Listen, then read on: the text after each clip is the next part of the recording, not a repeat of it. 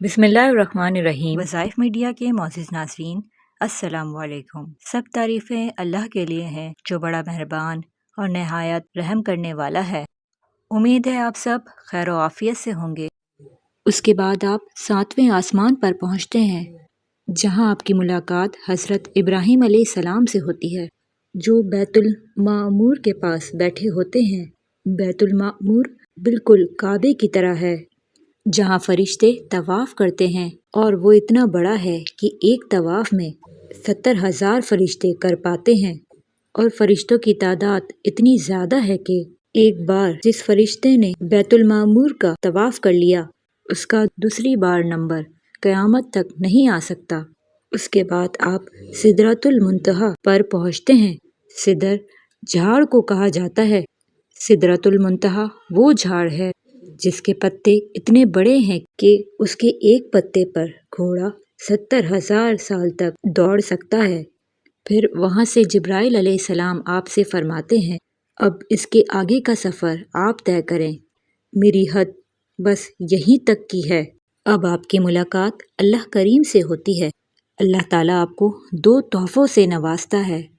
پہلا تحفہ سورہ بقرہ کی آخری 2 آیت، جس کی بے شمار فضیلتیں بیان ہوئی ہیں۔ جو کوئی ان آیات کو پڑھ لے اس کے لیے یہ کافی ہے۔ اس کے بعد آپ کو دوسرا تحفہ دیا گیا، اور وہ تھی 50 وقت کی نماز۔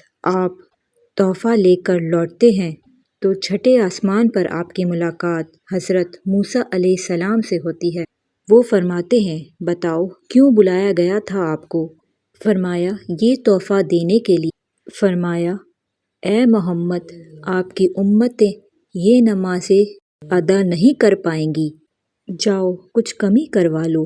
میری امت کو اس سے بھی کم ملتی ہیں، انہوں نے ادا نہیں کی تھی تو یہ بھی ادا نہیں کر پائیں گے۔ آپ کی بات سن کر حضور اللہ کریم کے پاس جاتے ہیں اور کم کرواتے ہیں۔ روایتوں میں آتا ہے کہ آپ بار بار گئے اور ہر بار 5 نمازیں کم کرائیں۔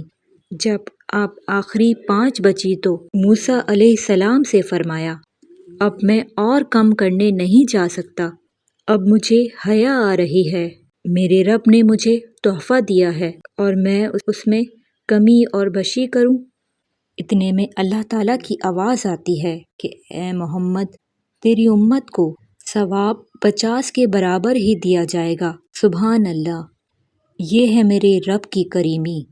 محی الدین فرماتے ہیں کہ ایسی ہی نیت رکھ کے نیکی کریں گے تو صرف نماز ہی نہیں، اللہ تعالیٰ ہر نیکی پر ثواب 10 گنا بڑھا کر دے گا۔ بے شک اس کے خزانوں میں کوئی کمی نہیں ہے۔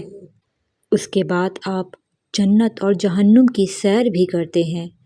اس کے بعد آپ ایک ایسی جگہ پہنچتے ہیں جہاں ایک خوبصورت حور بیٹھی ہوئی ہوتی ہے۔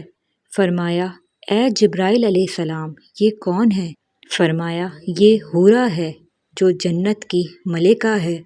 پھر آپ آگے بڑھتے ہیں تو وہاں ایک آدمی نظر آتا ہے جو نہ مسکراتا تھا نہ ہی خوش ہوتا تھا، بس سر جھکا کر گڑھے کے اندر ایندھن ڈال رہا تھا جس سے آگ بھڑکتی ہے۔ فرمایا، یہ کیا ہے؟ کہا، یہ جہنم ہے، جہاں کچھ لوگ جن کے ناخن پیتل کے تھے، جس سے وہ اپنے بدن نوچ رہے تھے اور اپنا چہرہ نوچ رہے تھے۔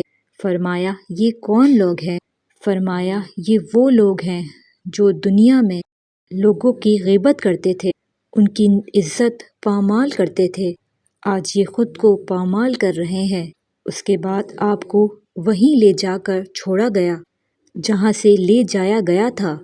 آپ نے صبح ہوتے ہی مشرکین کو، شرک کرنے والوں کو رات کا واقعہ بیان کیا کہ میں رات میں کہاں گیا تھا اور کیا کیا معاملات پیش آئے، جسے سن کر مشرکین ہنسنے لگے اور معاذ اللہ آپ کا مذاق اڑانے لگے، اور سبھی حضرت ابو بکر رضی اللہ تعالیٰ عنہ سے فرمانے لگے، اے ابو بکر، دیکھ محمد صلی اللہ علیہ وسلم کیا کہانی سنا رہے ہیں، کیا آپ یقین رکھتے ہیں ان باتوں پہ؟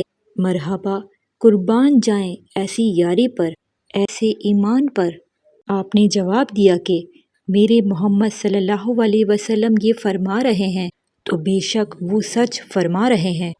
آپ کے اس جواب کے بعد سے آپ کو صدیق کا لقب ملا۔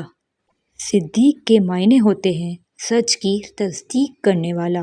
یہ تھا حضرت ابو بکر رضی اللہ تعالیٰ عنہ کا ایمان کہ اگر سرکار نے فرما دیا ہے تو بے شک وہ حق ہے۔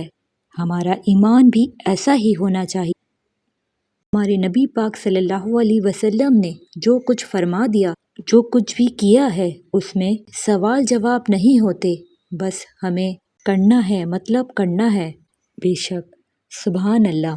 اسے آگے بھی شیئر کیجیے اور ہمارے چینل کو سبسکرائب کرنا نہ بھولیں اور ساتھ میں لگے بیل کے آئیکن کو پریس کر لیں تاکہ آپ کو نیو ویڈیو کو نوٹیفیکیشن ملتا رہے، اور کامنٹ میں اپنی رائے کا اظہار ضرور کیجیے گا۔ اللہ حافظ۔